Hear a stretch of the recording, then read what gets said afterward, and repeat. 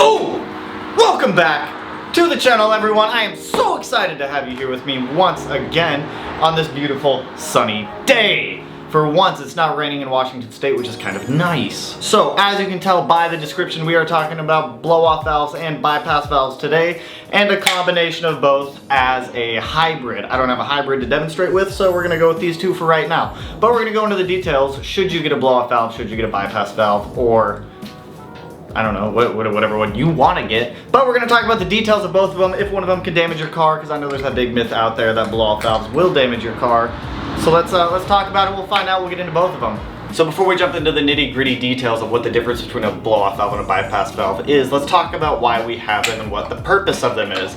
So, when the throttle closes and that throttle plate shuts, that charged air needs to go somewhere. So it's going to be traveling through the charge pipe, it's going to hit that closed throttle plate, and it's going to end up backtracking through that charge piping to your turbo, which is generally what you're going to hear referred to as compressor surge. This is when the air goes and hits that compressor wheel and slows it down and stalls it. It slows it down relatively quickly. This will make it so it takes longer for that turbo to speed back up. It can be hard on the bearings, and it may decrease the lifespan of the turbo. Not to say that it will 100%, but there's a good possibility that it might. So what is the difference between both of these? So both of these release pressure from the intake track. The blow-off valve releases that pressure back into the atmosphere, which is when you get those cool whoosh noises, that whoosh. The bypass valve, on the other hand, is going to end up recirculating that air back into the intake track system before the turbo inlet, but after the MAF. So that's where some of the problems to get in is when you swap to a blow-off valve on a car that's still reading stock MAF. And we'll get into those details in a minute. But let's start with the bypass valve.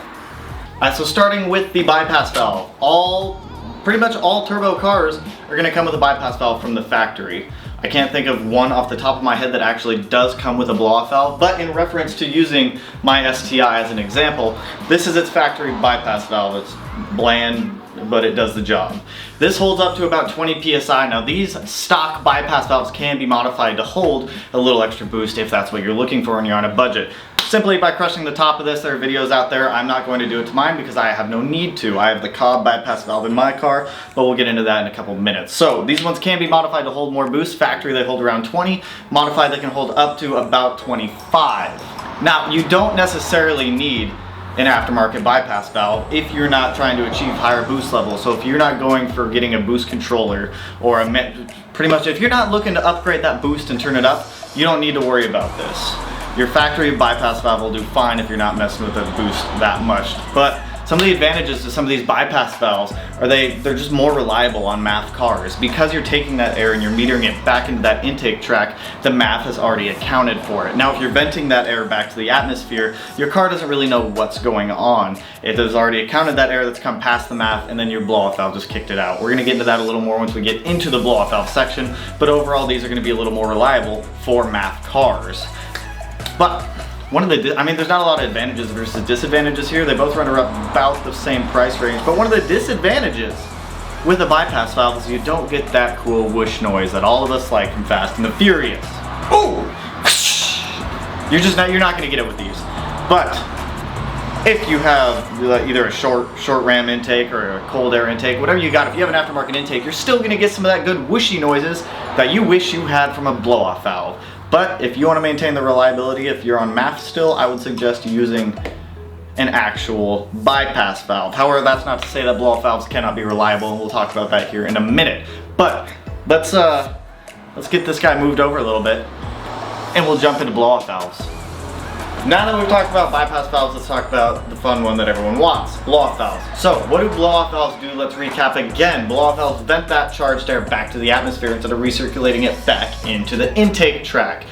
So some of the things with blow-off valves, they can be reliable, however they do require some setup from you, the user, and some maintenance to make sure that they don't leak. Most blow-off valves do leak, even the most high-end brands. So what does the leak mean? The leak essentially means you're getting a boost leak from your blow-off valve. It's leaking from the blow-off valve, which essentially means you're losing some of that boost, you're losing some power, and in turn it could mean that your engine is going to have to work harder to just remake that power, that boost that you're just losing to the atmosphere, and that can decrease reliability over time.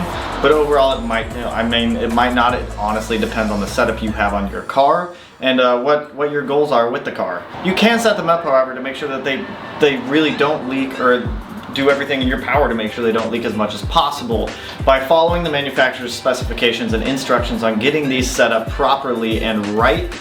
Might save you an arm and a leg whenever you're trying to find a boost leak down the road. Some of the common issues that I see with these is when people put these vent to atmosphere blow-off valves on their stock MAF cars, is that they get those boost leaks, and eventually over time after driving they get worse, and then your car starts stalling at stop signs, red lights. Whenever you get off that throttle, you're just losing so much air to the atmosphere, the car is not sure what's going on and it ends up dying. So another one of the downsides to blow-off valves, like we talked about earlier, is it vents all that air to the atmosphere. We keep hitting on this point. It's very important. Now, because you're venting all that air to the atmosphere, your MAF has already accounted for it.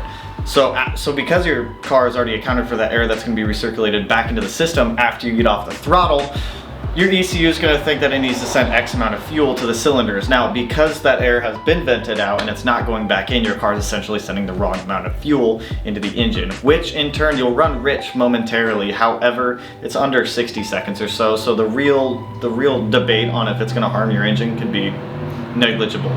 It's honestly, there's a lot more factors that go into it. But because your car is running rich momentarily and you're shifting a lot, you like to hear that noise, you're getting into it, this can lead to fouled spark plugs. And as well as fouled spark plugs, it can also end up clogging your catalytic converter. Because that unburnt fuel is going all the way out through the exhaust, you're essentially sending that fuel onto the cats, and fuel burns very hot, so it's going to start breaking that catalytic converter down over time. But also that's negligible because 95% of the time you're driving, you're not venting to the atmosphere. So I'd say maybe 5% of the time is when you're really going to start running rich for that minute 1 second. But the debate on whether or not this can damage your engine is solely up to all the other modifications you have on the car, how you drive the car, and how well the car is maintained. Now, there is a good happy medium between these if you do want to still account for that metered air and you still do want to hear that good whooshy noise. You can get a hybrid blow-off valve. So a hybrid blow-off valve, you're essentially taking a blow-off valve and a bypass valve and you're squishing them together. So you'll end up with just a small port that goes back into the intake track, and you'll also end up with a small horn. One that I've seen a lot on a lot of cars is the Go Fast Bits one. I ran it in the past, however that one was leaking as well. I ended up swapping that one out for a Cobb bypass valve.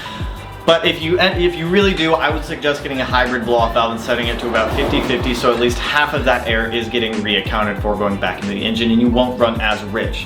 Not fouling out your plugs as often, not clogging your cat. Unless you're catless, then you're just going to be swapping out spark plugs more often. But the hybrid blow-off valve is a great way to go if you do want that recirculation factor and that vent to atmosphere factor.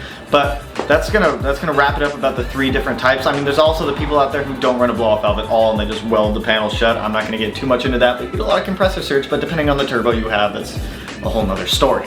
So we'll grab this here camera, we'll take a look in my engine bay, and I'll show you guys kind of the routing that these bypass valves and blow-off valves go in my car, so that way you can kind of get a sense of where that recirculation factor ends up going to, or if you do want that VTA, what ports you need to plug in order to be able to do that effectively. So like I was saying earlier, this is my engine bay, this is my bypass valve. This is a Cobb XLE bypass valve. It essentially recircs all that air back into the turbo inlet, which is located to the left of it. So there's this hose that goes off of that nipple, I guess you could call it, that goes back down, just recircs all that air back through. Now, if you wanted to run a vent to atmosphere one, you would end up plugging this hose either on the hose end or on the turbo inlet end, and you would just vent that air back to the atmosphere. However, because I am still MAF and not speed density, I decided to go with the Cobb XLE bypass valve instead of vent to atmosphere one. So that's gonna wrap it up. This is kind of just the general overview of how it looks, but hey, bypass valves, blow-off valves, get what you want, it's up to you. As that is going to wrap it up for a bypass valve and blow-off valve talk with the combination of the hybrid that we threw in there. So like I said, the decision is ultimately up to you and what your application requires, what you want, and just how you want the car to perform. Ideally, my recommendation is bypass valves for MAF cars, blow-off valves if you're on speed density. However, like I said, it's going to vary on your application. The decision is ultimately up to you. I will link below some good bypass valves and blow-off valves for what I recommend for both factors, if that's what you're looking for. But that is going to wrap up our talk about these fun whooshy noisemakers. So if this content helped you, just tap it lightly, that like button. If you are not already subscribed to the channel right down here, I appreciate all the time you guys spend with me, and I will catch you guys in the next one. Peace out, homies. Woo!